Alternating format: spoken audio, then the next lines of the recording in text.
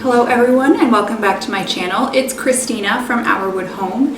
Today I'm going to be showing you a really easy way to make cranberry juice at home with no special equipment or tools, just basic kitchen items that you will have.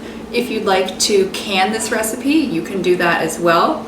It's safe for steam canning or water bath canning, so you can do that to make the juice last longer.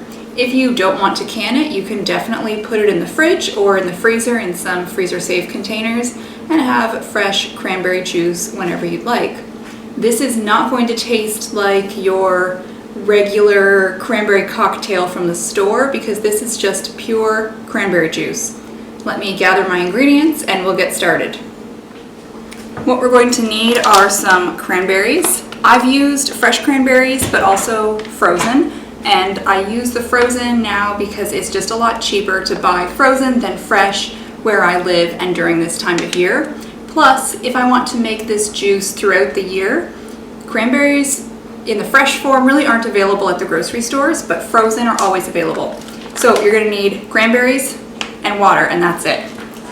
And the quantities of each are going to be equal parts. So let me just measure my cranberries here. Alright, this is about 5 cups, and I've got another bag exactly the same, so it should be another 5 cups.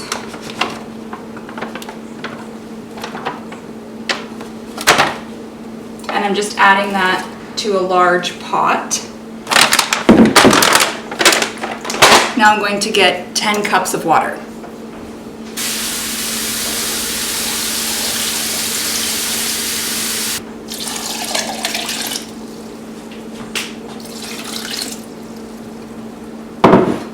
Next, we're just going to bring this to a boil. So I'm going to turn my stove to high and wait for the water to boil. I'll check in with you once that's happening. This is almost to a boil and we can see some of the cranberries are getting pretty close to splitting. I want to wait until the water is completely at a boil though. This is boiling now. So I'm going to turn the heat down to about a medium. I don't want it overflowing, so that's why we turn it down a little. And I'm going to just let this do its thing for about half an hour. Definitely keep an eye on this because it can bubble over. As you can see, there's not a lot of room in here. I might actually even turn it down to a low if it seems like it's getting a bit too aggressive. But just keep an eye on it and maybe use a very large pot. The cranberries are simmering here and I'm going to let it go for about half an hour. You can definitely let it simmer for longer and then you'll get a stronger cranberry flavor, but you're going to lose some water. So it really depends on your preference. Would you like a stronger juice or more juice? You can always add more water, but it's just going to be a little bit of a weaker flavor. So I'm gonna let it go for about half an hour. It doesn't look like all of my berries have burst, so I'm going to get my masher and just break them manually. Let's just mash these up by hand since not all of them burst on their own. I'm just using a potato masher, but you could use anything. You could even use an immersion blender, just very carefully so that you don't splatter yourself with hot liquid.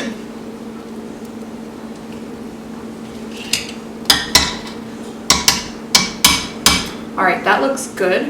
What I'm going to do now is turn off the heat, and I'm just going to let this sit for a bit to help the flavor really develop a lot more, but also to let it cool down a little. So I've turned the stove off, but it's still hot, and I'm just going to put a lid on and let this sit for another half hour, maybe an hour, depends on what else I have going on.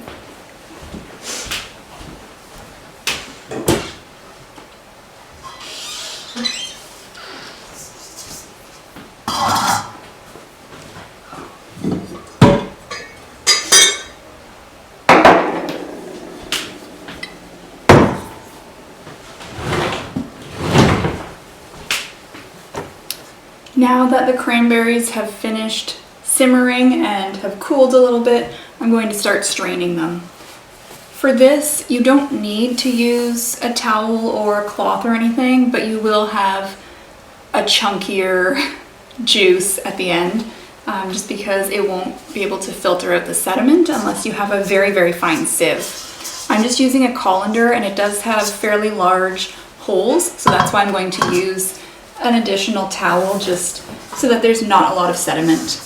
The cranberries will stain fabric. This is an old towel I'm using, so I don't mind if it gets a little bit damaged. Now, even though the cranberries have cooled a little bit, they're still kind of hot, so I'm going to carefully transfer them from the pot into my strainer.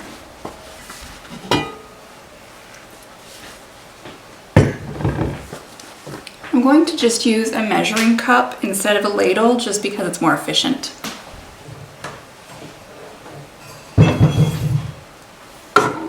And unless you've let yours cool completely, do use caution because you don't want to get splashed.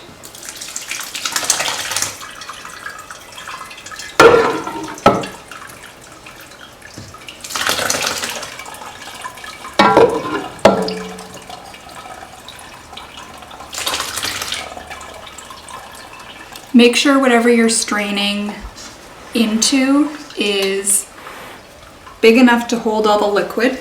Depending on your strainer, you might have to do this in batches if your strainer isn't sitting high enough in the container to allow for proper drainage.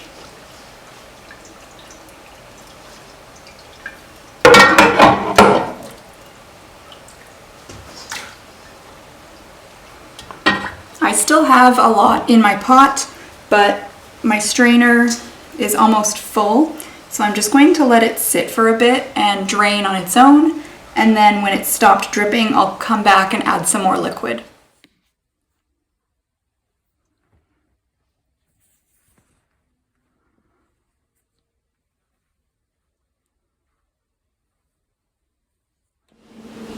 Alright, my cranberries have finished straining. This is still warm. If it was cool, I'd be heating it up right now before filling my jars for canning. If you don't want to can, you can just put this in containers and put it in the fridge for about a week or so. Use it up before then, or you can put it in the freezer for a very long time. And as I said, it's already warm, so I'm just going to fill my jars.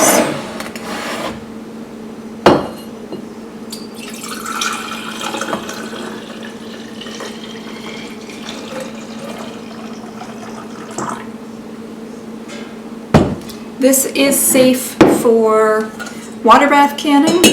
You don't need a pressure canner. I have a steam canner, and recipes that are safe for water bath canning are also safe for steam canning.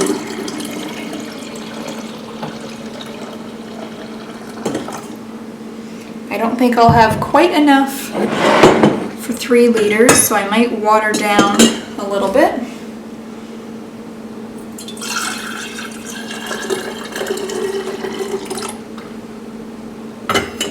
Alright, what I'm going to do, because I don't have enough for 3 liters, is just dump out some from these other 2 jars.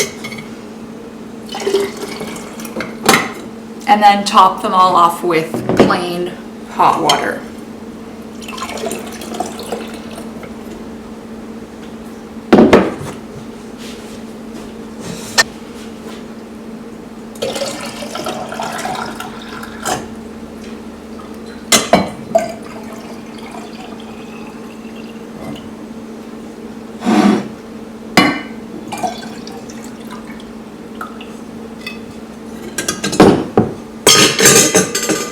Let's make sure the tops of these jars are nice and clean. Set our lids on. And the screw bands.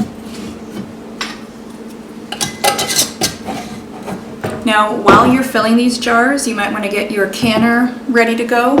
I didn't set mine on yet because it's pretty loud and it's hard to hear over the noise it makes. So now that I've finished filling my jars, I'm going to get this ready and I'll check.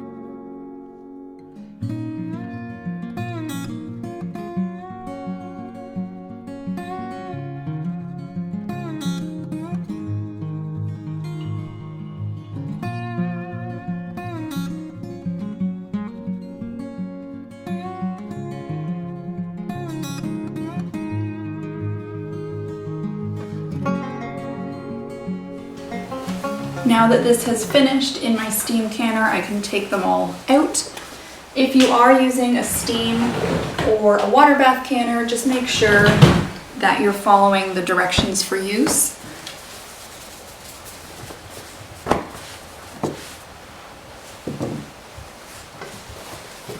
And of course, always remove the lid carefully.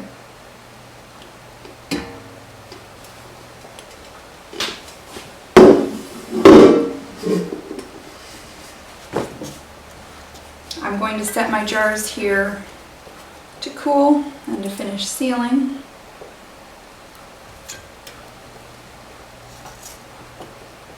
Now this is very tart cranberry juice because we didn't add any sweetener or anything else.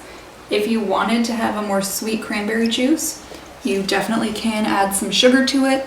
If you're canning it and you want to add sugar, do so after it's been strained and when you bring it up to a boil again to make sure it's hot for the jars, just so that the sugar dissolves and we don't get any clumps or anything in the jars. If you're not canning it, you can still heat the liquid up with some sweetener so that it dissolves, and then put it in the fridge or the freezer and drink it whenever you're ready. We've just been drinking it with a little bit of water to make it more diluted, but we did also mix it with some ginger ale and had a really nice festive cranberry ginger ale drink. Let me know if you plan to make cranberry juice this way. Now, one thing I didn't talk about is what to do with all of the strained cranberry pieces. You could discard them, but that seems like a waste to me. I've been putting them in the fridge in a container and mixing it into some smoothies I've been having, but I also freeze-dried some. You can also make cranberry sauce or cranberry jam. I have a recipe for cranberry jam on my blog, which I will link somewhere across the top of the screen here. Anyways, thank you again for watching. If you like this video, please feel free to comment or give it a thumbs up, and take a look around at some of the other videos on my channel, and subscribe if you like what you see. Thank you for watching and have a great rest of your day.